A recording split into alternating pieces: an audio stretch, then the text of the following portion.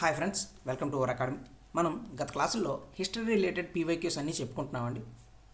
మనం జూన్ 18 జూన్లో జరిగిన షిఫ్ట్ 1 షిఫ్ట్ 2 చెప్పుకున్నాం. ఈరోజు మనం షిఫ్ట్ 3 చెప్పుకుంటున్నామండి. ఓకేనా? హిస్టరీ పీవైక్యూస్ చెప్పుకుంటున్నాం. ఒకసారి క్వశ్చన్స్లోకి వెళ్ళిపోదాం డైరెక్ట్గా. Okay, first question. Who among the following travelled from Bithoor to Kalpi, Delhi and Lucknow in 1857 to rally to support a native princess for an uprising against the British అని చెప్పి ఇచ్చారు. అంటే ఎవరు బిత్తూరు నుంచి కల్పికి, అలాగే ఢిల్లీ, అలాగే లక్నో వరకు ట్రావెల్ చేస్తూ ఉన్నారు. 1857 ర్యాలీలో కూడా సపోర్ట్ చేశారు. ఆ ప్రిన్సెస్ ఎవరు, ఆ బ్రిటిష్ వాళ్ళకి అగనెస్ట్గా చేసిన ఆ ప్రిన్సెస్ ఎవరు అని చెప్పి అడిగారు. ఇది దానికి సంబంధించిన క్వశ్చన్. ఓకేనండి. ఆప్షన్స్ ఏంటి? బహదూర్ షా జాఫర్, నానా సాహెబ్, రాణి ఆఫ్ ఝాన్సీ, ఫోర్త్ తాంతియా తోపే. ఒకసారి మనం 1857 రివోల్ట్ గురించి చూస్తే మనకి క్లియర్గా ఏమనేది అర్థమవుతుంది. ఓకేనండి, ఒకసారి చూద్దాం 1857 రివోల్ట్కి సంబంధించి. ఇదిగోండి 1857 రివోల్ట్. అసలు ఎందుకు జరిగింది ఈ రివోల్ట్? కొన్ని కారణాలు ఉన్నాయి.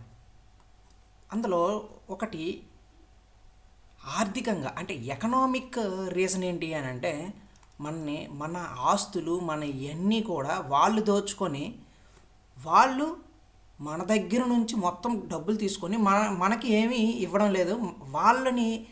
వాళ్ళు బాగా ప్రాఫిట్స్ పొందుతున్నారు.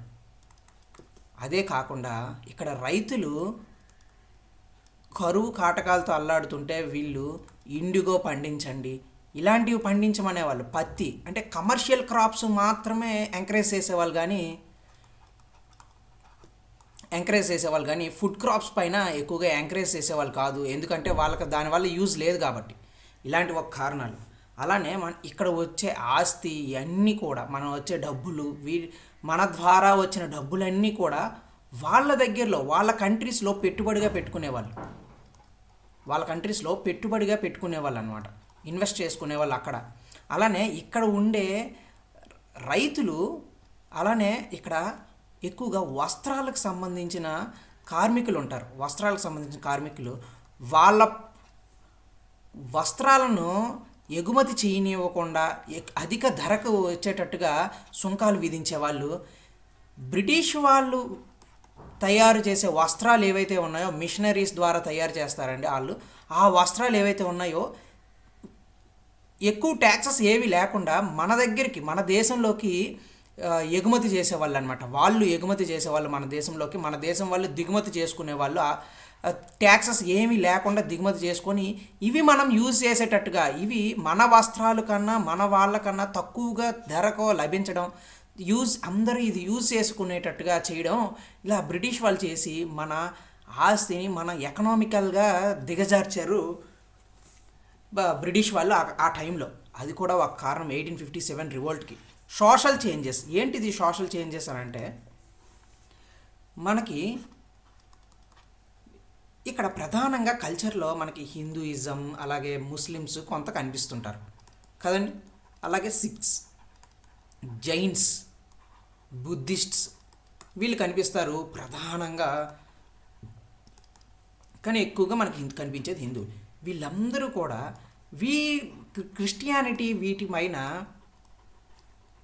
మిషనరీ స్కూల్స్ రావడం, వాళ్ళ ట్రైబల్స్ ఎవరైతే ఉన్నారో వాళ్ళ కల్చర్ పోతుంది అని చెప్పి కల్చర్ని పాడు చేసేటట్టుగా చేయడం, వీళ్ళ ట్రైబల్స్లో ఉండే వాళ్ళని మతం మార్చేటట్టుగా చేయడం, అలాగే హిందూస్లో ఉండే వాళ్ళని మతం మార్చేటట్టుగా, ముస్లిమ్స్లో ఉండే వాళ్ళని కొంతమందిని ఇలా మతాలు మార్చేటట్టుగా మిషనరీ స్కూల్స్ రావడం, వాళ్ళ ఇంగ్లీష్ ఎడ్యుకేషన్నే మాత్రమే చదివించేటట్టుగా చేయడం, వెస్ట్రన్ థాట్స్ అందించేలా చేయడం, ఇలాంటివి మన వెస్ట్రన్ ఎడ్యుకేషన్ని అందించడం చేసేవాళ్ళు. కానీ మన ఇండియన్ ఎడ్యుకేషన్కి సంబంధించినవి ఏవి కూడా చేసేవాళ్ళు కాదు.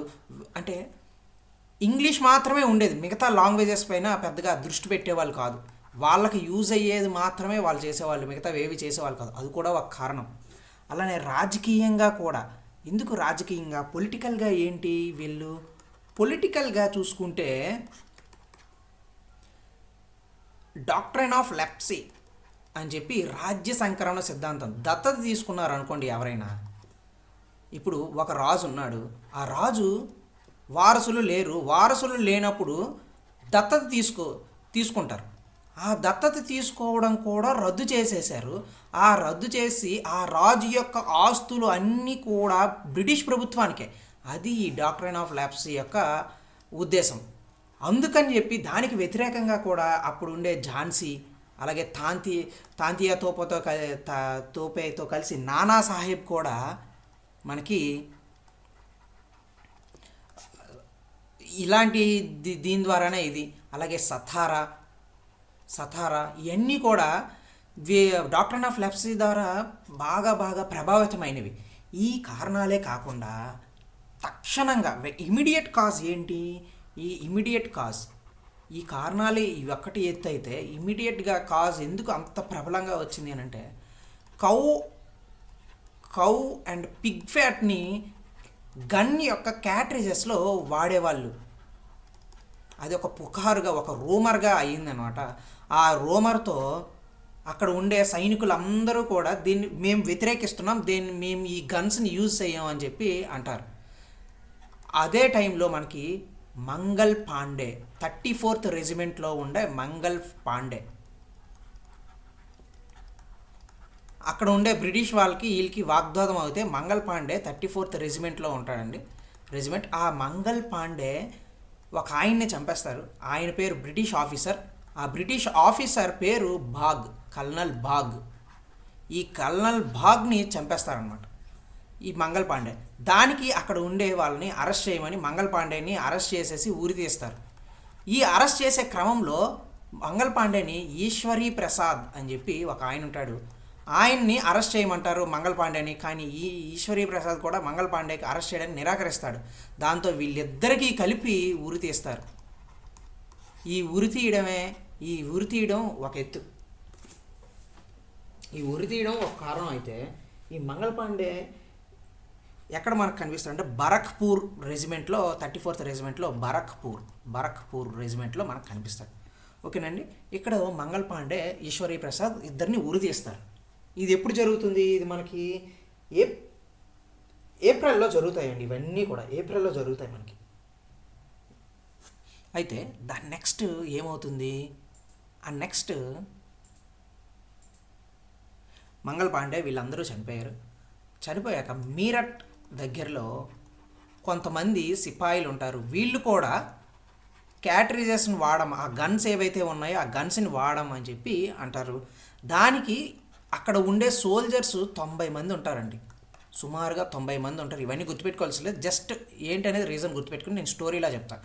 90 మంది ఉంటారు. అందులో 85 మెంబర్స్ని ఉద్యోగాల నుంచి తీసేస్తారు. ఉద్యోగం పోతుంది 85 మెంబర్స్ది. ఆ 85 మెంబర్స్ అందరూ కూడా అరెస్ట్ చేయబడతారు. వీళ్ళందరినీ కూడా మళ్ళీ కొంతమంది కలిసి, సిపాయిలు కలిసి వీళ్ళందరినీ కూడా అరెస్ట్ చేసిన వాళ్ళందరినీ కూడా రిలీజ్ చేస్తారు. దాని నాయకుడు ఎవరు అని అంటే బక్త్ ఖాన్. ఆ రిలీజ్ చేశాక వీళ్ళందరూ కలిసి మీరట్ నుంచి ఢిల్లీకి పయనమవుతారు. దానికి లీడర్గా ఎవరు ఉన్నారంటే బక్త్ ఖాన్. ఇది గుర్తుపెట్టుకోండి, very very important. Bakht Khan lead చేస్తాడు ఈ సిపాయి మూమెంట్ని. ఇప్పుడు వచ్చిన మూమెంట్నే సిపాయి మూమెంట్ అని అంటాం. ఈ మూమెంట్ సిపాయిలు అందరూ కలిసి ఈ బక్త్ ఖాన్తో లీడర్షిప్లో మీరట్ నుంచి ఢిల్లీ వరకు కాలినడకన వెళ్తారండి. మీరట్ నుంచి ఢిల్లీ వరకు. ఎక్కడి నుంచి అండి? మీరట్ నుంచి ఢిల్లీ వరకు వెళ్తారు. ఈ బక్త్ ఖాన్ అక్కడ ఢిల్లీలో బహదూర్ షా 2 మొఘల్ కింగ్ ఉంటాడు. బహదూర్ షా 2 ఆయన్ని కింగ్గా కూర్చోబెడతాడు. చక్రవర్తిగా ఈయనే అని చెప్పి షహన్ షాయి అని చెప్పి చక్రవర్తిగా ఈయన్నే కూర్చోబెడతారు బహదూర్ షా 2ని. ఎక్కడండి? ఢిల్లీలో జరుగుతుంది. అయితే చివరికి ఈ ఢిల్లీలో జరిగిన కొన్ని ఉదంతాల వలన అక్కడ హడ్సన్ అనే బ్రిటిష్ ఆఫీసర్ ఉంటాడు. British officer. ఈయన ఈ ఉద్యమాన్ని ఆ ఢిల్లీలో జరగకుండా ఆపేస్తాడు, అప్రెస్ చేస్తాడు, అనగదొక్కుతాడు అనమాట, అణిచివేస్తాడు. ఎవరు? Hudson officer. ఎక్కడ? ఢిల్లీలో సిపాయి మూమెంట్ని అణిచివేస్తారు. కానీ ఇది అన్ని చోట్లకి ప్రాకుతుంది, కొన్ని కొన్ని ఏరియాస్లోకి. ఆ కొన్ని కొన్ని ఏరియాస్ ఏవి ఏంటి అనేది ఒకసారి చూద్దాం. అలా అయితే మీకు క్లియర్గా కొంచెం అర్థం అవుతుంది.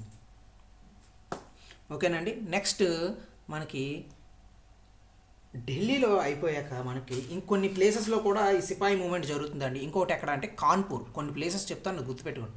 కాన్పూర్. దీంట్లో ఎవరు అని అంటే నానా సాహెబ్.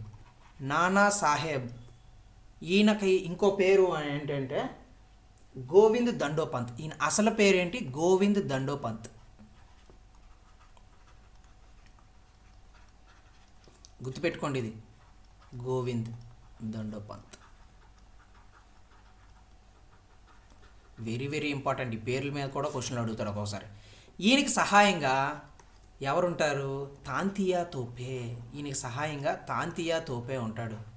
ఈ తాంతియా తోపే, నానా సాహెబ్ కలిసి ఈ కాన్పూర్లో వ్యతిరేకంగా పోరాటం చేస్తారు. ఎందుకు ఈ వ్యతిరేకంగా పోరాటం చేస్తారంటే నానా సాహెబ్ దత్తత పుత్రుడు అండి. దత్తత పుత్రుడు ఎవరికి? బాజీరావ్ టూ. అప్పుడు పేష్వా బాజీరావ్ టూ ఉంటాడు. దత్తపుత్రుడు అనమాట. ఎవరికి? దత్తపుత్రుడు బాజీరావ్ టూ. ఈయనకి దత్తపుత్రుడు. మనకి ఆ టైంలో ఏం చెప్పుకున్నాము? డాక్ట్రిన్ ఆఫ్ ల్యాప్సీ ఉంది కదండి. దాని ప్రకారంగా ఈయనకి పింఛన్ ఇవ్వరు, వాళ్ళ రాజ్యం ఇవ్వకూడదు అని చెప్పి దీని ప్రకారం ఈ పాలసీ ఈ విధానంగా ఈయనకి ఇవ్వకుండా చేస్తారన్నమాట. పింఛన్ ఇవ్వరు, ఇవన్నీ ఇవ్వరు అనమాట. దానికి వ్యతిరేకంగా పోరాటం చేస్తాడు నానా సాహెబ్. ఆ నానా సాహెబ్కి హెల్ప్ చేసింది ఎవరు అంటే తాంతియా తోపే. ఈ తాంతియా తోపేకి ఇంకొక పేరు, అసలు పేరు ఏంటంటే తాంతియా తోపేది రామచంద్ర పాండురంగ. ఏంటండి? రామచంద్ర పాండురంగ. తాంతియా తోపే ఇంకొక పేరు రామచంద్ర పాండురంగ. ఈ నానా సాహెబ్ మనకి ఎక్కడెక్కడ వెళ్తాడు అని అంటే, ఎందుకు చాలా చాలా చోట్లకి ఈయన వెళ్తాడండి నానా సాహెబ్. ఎందుకు? ఈయనకి హెల్ప్ చేయమని చెప్పి బిత్తూర్ సంస్థానాలకి, కల్పి, అలానే ఢిల్లీ, అలానే లక్నో, ఈ సంస్థానాలన్నింటికీ వెళ్తాడు ఈ నానా సాహెబ్. ఈ సంస్థానాలకి వెళ్ళి ఆయన ఏం చేస్తాడు? అక్కడ ఉండే రాజులకి, అక్కడ ఉండే ప్రిన్సెస్కి నాకు సహాయం చేయండి, నాకు ఏదో విధంగా సహాయం చేయండి అని చెప్పి అడుగుతాడు. ఎక్కడెక్కడ వెళ్తాడు? బిత్తూర్, కల్పి, ఢిల్లీ, లక్నో. ఓకేనండి. అయితే తాంతియా తోపే కూడా కొన్ని ప్రదేశాలకు వెళ్తాడు. ఎక్కడెక్కడికి అని అంటే గ్వాలియర్, అలాగే కాన్పూర్. ఈయన ఎక్కడెక్కడికి వెళ్తాడు? కాన్పూర్కి వెళ్తాడు, తర్వాత గ్వాలియర్కి వెళ్తాడు తాంతియా తోపే. గ్వాలియర్. అలాగే సెంట్రల్ ఇండియా. ఎక్కడండి? Central India. ఇది ఎవరు వెళ్ళింది? తాంతియా తోపే. తాంతియా తోపే ఈ ప్రదేశాలన్నింటిగా తిరిగి అక్కడ ఉండే వాళ్ళకి సహాయం అడుగుతాడు, వాళ్ళకు కూడా సహాయం చేస్తాడు తాంతియా తోపే. మనకి ఈయన ఝాన్సీ లక్ష్మీబాయికి కూడా సహాయం చేస్తాడు తాంతియా తోపే. ఝాన్సీ లక్ష్మీబాయికి కూడా సహాయం చేస్తాడు తాంతియా తోపే. కానీ ఈ తాంతియా తోపేని 1860లో పట్టుకొని ఉరి తీస్తారు కూడా. 1860లో పట్టుకొని ఉరి తీస్తారు తాంతియా తోపేని. ఎవరండి? తాంతియా తోపే. నానా సాహెబ్ని కాదండి. నానా సాహెబ్ ఏం చేస్తాడు? నానా సాహెబ్ ఎక్కడికి వెళ్ళిపోతాడు అంటే నేపాల్కి వెళ్ళిపోతాడు చివరిగా. కానీ తాంతియా తోపే దొరికిపోయి ఉరి తీయబడతాడు. ఇది కాన్పూర్లో జరిగిన కొంత 1857 రివోల్ట్ గురించి. ఓకేనా? ఇంకొన్ని చెప్తాను, అది గుర్తుపెట్టుకోండి. నెక్స్ట్ ఝాన్సీలో జరిగిన రివోల్ట్ ఎలా అయింది? ఝాన్సీలో ఎవరున్నారు? ఝాన్సీ లక్ష్మీబాయి. ఈవిడ దత్తపుత్రుడు ఎవరైతే ఉన్నారో ఆవిడికి ఇవ్వకుండా ఈవిడ రాజ్యాన్ని కూడా తీసుకుంటారు. దానికి వ్యతిరేకంగా ఈవిడ పోరాటం చేస్తుంది. అక్కడ జరిగిన రివోల్టే లక్ష్మీబాయిది అనమాట. ఆ లక్ష్మీబాయికి తాంతియా తోపే హెల్ప్ చేస్తాడు కూడా. ఈ గెరిల్లా యుద్ధంలో తాంతియా తోపే హెల్ప్ చేస్తాడు. ఇక్కడ ఉండే ఈ ఉద్యమాన్ని అణిచివేసింది ఎవరంటే హ్యూ రోజ్. ఎవరండి? Hugh Rose. ఇది అణిచివేసింది ఎవరు? Hugh Rose. ఇది గుర్తుపెట్టుకోండి, అణిచివేసింది హ్యూ రోజ్. అలాగే అయోధ్యలో కూడా సేమ్ ఇదే ఉదంతం అవుతుందండి. అయోధ్యలో కూడా సేమ్ ఇలానే వాళ్ళ ఇది కూడా తీసుకుంటారనమాట. అక్కడ వారసులు ఎవరూ లేరండి. దాన్ని వ్యతిరేకంగా పోరాటం చేసింది హజరత్ మహల్. కానీ దీన్ని అణిచివేసింది ఎవరు అని అంటే క్యాంప్బెల్ దీన్ని అణిచివేస్తాడు. హజరత్ మహల్ దీనికి వ్యతిరేకంగా పోరాటం చేస్తుంది. అలాగే అర్రా లేదా జగదీష్పూర్, అర్రా లేదా బీహార్ కూడా అని అంటారు, బీహార్ ఏరియాలో జగదీష్పూర్. ఇక్కడ కున్వర్ సింగ్ పోరాటం చేస్తాడు. ఈయన 80 ఏళ్ళు అండి, 80 సంవత్సరాలు ఈయనకి. కున్వర్ సింగ్ ఈయన పోరాటం చేస్తాడు. దీన్ని అణిచివేసింది ఎవరు అని అంటే టేలర్. ఇవి ఇంపార్టెంట్ పాయింట్స్ కొన్ని గుర్తుపెట్టుకోండి. అలాగే ఇంకోటి గుర్తుపెట్టుకోండి, ఫైజాబాద్ ఇట్ ఈజ్ అట్ ఉత్తరప్రదేశ్లో ఉంటుంది ఈ ఫైజాబాద్. మౌలి అహ్మదుల్లా దీనికి వ్యతిరేకంగా పోరాటం చేస్తాడు. మౌలి అహ్మదుల్లా వ్యతిరేకంగా, బ్రిటిష్ వాళ్ళకి వ్యతిరేకంగా పోరాటం చేసింది ఫైజీ ఉత్తరప్రదేశ్లో ఎవరంటే మౌలి అహ్మదుల్లా. ఈయన ఇక్కడ అణచివేసింది ఎవరు అంటే జగన్నాథ సింగ్. బ్రిటిష్ వాళ్ళతో చేతులు కలిపి జగన్నాథ సింగ్ ఈ ఉద్యమాన్ని అణిచివేసి ఆయన్ని పట్టుకునేలా చేస్తాడనమాట. ఎవరిని? మౌలి అహ్మదుల్లాని. ఇవి కొన్ని ఇంపార్టెంట్వి గుర్తుపెట్టుకోండి, ఓకేనా? అయితే ఈ ఉద్యమం ఏమైంది? చివరికి ఈ ఉద్యమం అనేది కోల్పోయారండి, ఓటం అయ్యారు. మొత్తం అణిచివేయడం జరుగుతుందన్నమాట ఈ 1857 రివోల్ట్ని. ఎవరు? బ్రిటిష్ వాళ్ళు ఈ ఒక్కొక్క ఏరియాలో ఒక్కొక్క అణిచివేయడం జరుగుతుంది. అయితే నెక్స్ట్ మనకి దీని తర్వాత ఏమైంది, ఈ రివోల్ట్కి ఒక కాన్సిక్వెన్సెస్ ఏంటి, మన ఫలితాలు ఏంటి, రిజల్ట్స్ ఏంటి అని చూస్తే 1858 act, GO, government of Indian యాక్ట్ని తీసుకొని రావడం జరిగింది. ఇప్పటి నుంచి బ్రిటిష్ రాణి మనకి ఇప్పటి వరకు ఈస్ట్ ఇండియన్ కంపెనీ ఉండేదన్నమాట. ఈస్ట్ ఇండియన్ కంపెనీ మనకి పరిపాలించేది. ఇప్పుడు అది కాకుండా బ్రిటిష్ రాణి చేతుల్లో వెళ్ళిపోతున్నాము. బ్రిటిష్ రాణి మన ఎప్పటి నుంచి పరిపాలించడం జరుగుతుంది. దాంతోపాటుగా మన సిపాయిలు ఎవరైతే ఉన్నారో వాళ్ళు తగ్గించడం జరుగుతుందన్నమాట. వాళ్ళని డిక్రీజ్ చేసి ఇంగ్లీష్ లేదా యూరోపియన్స్ని ఆర్మీలోకి జాయిన్ చేయడం ఇంక్రీజ్ అయ్యింది. అక్కడ అలా ఇంక్రీజ్ చేయడం జరిగింది, ఓకేనండి. ఇవి కొన్ని అంశాలు, ఓకేనా? ఇవి గుర్తుపెట్టుకోండి, వెరీ వెరీ ఇంపార్టెంట్. నేను ఇందాకే చెప్పాను ఏంటది, ఎక్కడి నుంచి ఎవరు వెళ్ళారు, మనకి బిత్తూర్ టు కలిపి ఢిల్లీ, లక్నో వరకు ఎవరు వెళ్ళారు? నానా సాహెబ్. ఇది ఆన్సర్, ఓకేనా? ఇందాక చెప్పాను, గుర్తున్నట్టుంది. నానా సాహెబ్ ఇది ఆన్సర్. 1857 నుంచి ర్యాలీకి వెళ్ళి ప్రిన్సెస్ని అడుక్కునే వాళ్ళు అనమాట, మాకు సహాయం చేయండి అని చెప్పి, ఓకేనా? ఇది దానికి సంబంధించింది. Next, what does Dhamma primarily refer to in Ashok inscriptions? అశోకుడి ఇన్స్క్రిప్షన్స్లో ధమ్మా గురించి ఏం పేర్కొంటారు, ధమ్మా అంటే ఏంటి అని చెప్పి అడిగారు. నేను ఇంతకు ముందు క్లాసులో ధమ్మా ఏంటి, ధమ్మ విధానం ఏంటి అన్నీ చెప్పాను. దానికి సంబంధించిన ఆన్సర్ ఏంటంటే మోరల్ లా. అంటే ఇందులో ఎథిక్స్ అండ్ మోరల్స్ గురించి చెప్తారు. పెద్దవాళ్ళని గౌరవించాలి ఇవన్నీ కూడా చెప్తుంటారు అన్నమాట. చెట్లు నాటాలి, ఇవన్నింటికి సంబంధించిందే మోరల్ లా అని అంటాం. ఇది మోరల్ సంబంధించింది. ఇక్కడ ఆప్షన్ ఏంటి? మోరల్ లా. బుద్ధిస్ట్ డాక్ట్రైనా కాదు, స్లోగన్స్ ఆఫ్ బుద్ధా కాదు, రాయల్ డిక్రీయా కాదు. ఆయన రాయల్ డిక్రీ అని అంటే ఆయన ఆదేశమా అని చెప్పి, అశోకుడు ఆదేశమా అంటే కాదు. ధమ్మ అనేది ఒక మత విధానం. ఆ మత విధానంతో సంబంధించింది ఏంటది? ఎథిక్స్, మోరల్స్ అన్నీ ఉంటాయన్నమాట ఇందులో. అందుకే మనం మోరల్ లా అంటాం. ఇంతకు ముందు క్లాసులో దీని గురించి బ్రీఫ్గా చెప్పాను, ఇక్కడ నేను టచ్ చేయడం లేదు అందుకే. నెక్స్ట్ క్వశ్చన్,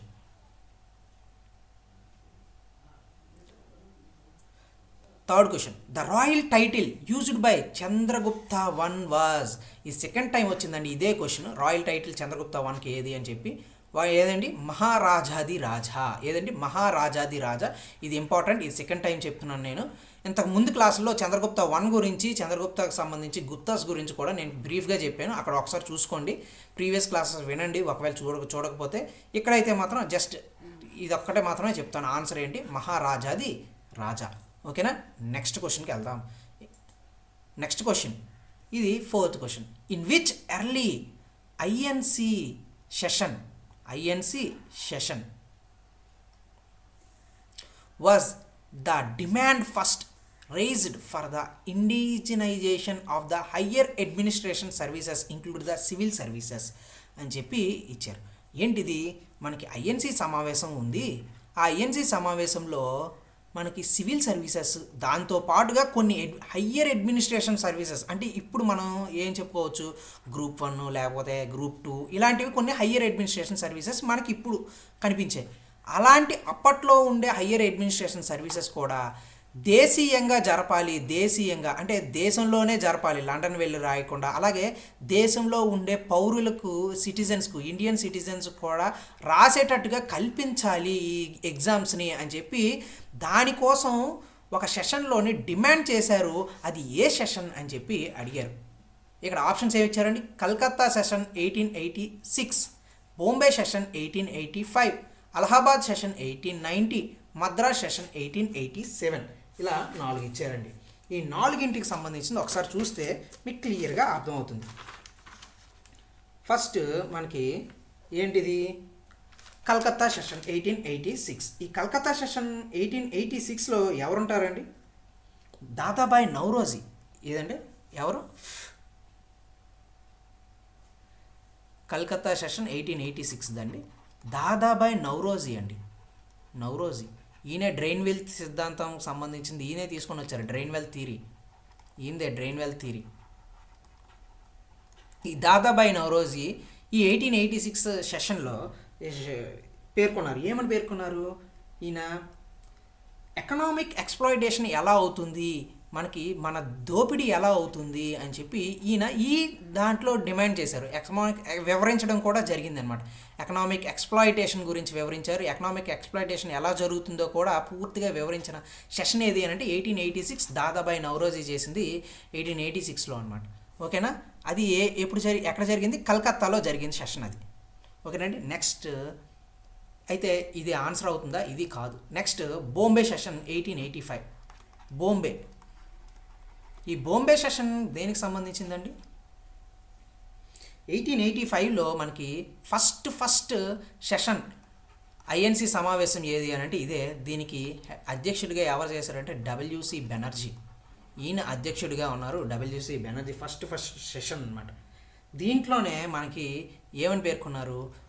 సివిల్ సర్వీసెస్ని, అలానే వీటి గురించి కూడా మనకి ఇండిజినైజేషన్, ఇవన్నీ కూడా దేశీయంగా చేయాలి, దేశీయాలు ఉండాలి అని చెప్పి పేర్కొనడం జరిగింది అనమాట. హయ్యర్ సర్వీసెస్లో కూడా ఇండియన్స్ని కలుపుకోవాలి, ఇండియన్స్కి అందించాలి ఆ సర్వీసెస్ యొక్క వీటిని కూడా, వాటిలో ఉండాలి సర్వీసెస్లో ఇండియన్స్ కూడా అని చెప్పి పేర్కొన్నారు ఈ బాంబే సెషన్ 1885లో. ఓకేనండి. నెక్స్ట్ 1890 సెషన్ అండి. అలహాబాద్ సెషన్ 1890. ఇప్పుడండి అలహాబాద్ సెషన్ 1890. దీనికి ఎక్కడ ఇది అలహాబాద్లో జరిగింది. దీనికి హెడ్ ఎవరంటే మెహతా, ఫిరోజ్ షా మెహతా అండి. ఫిరోజ్ షా మెహతా దీనికి హెడ్. ఈ సెషన్లో ఏమని పేర్కొన్నారు? ఫిరోజ్ షా మెహతా సెషన్లో రిఫార్మ్స్ తీసుకొని రావాలి. ఏ రిఫార్మ్స్? ఆర్థిక రిఫార్మ్స్, అంటే ఎకనామిక్ రిఫార్మ్స్ని తీసుకొని రావాలి. అలానే సెల్ఫ్ గవర్నెన్స్ని కూడా తీసుకొని రావాలి. సెల్ఫ్ గవర్నెన్స్ అంటే సెల్ఫ్ రూల్ ఉండాలి అని చెప్పి దీంట్లో భాగంగా చేశారు సెల్ఫ్ గవర్నెన్స్. అలానే మనకి మద్రాస్ సెషన్ జరుగుతుందండి. 1887లో జరిగే మద్రాస్ సెషన్. మద్రాస్. ఈ మద్రాస్లో మనకి బద్రుద్దీన్ త్యాబ్జీ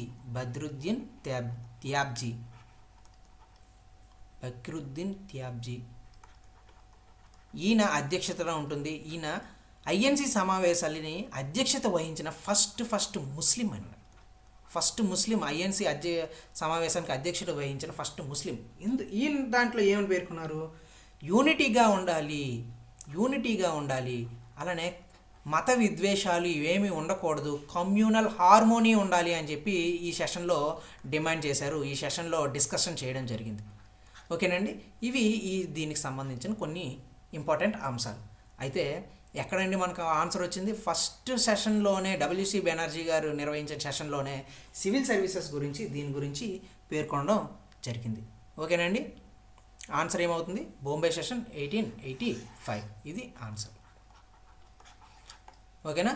ఇవి దీనికి సంబంధించినవండి. మళ్ళీ నెక్స్ట్ క్లాస్లో మళ్ళీ కలుద్దాం. Thank you very much.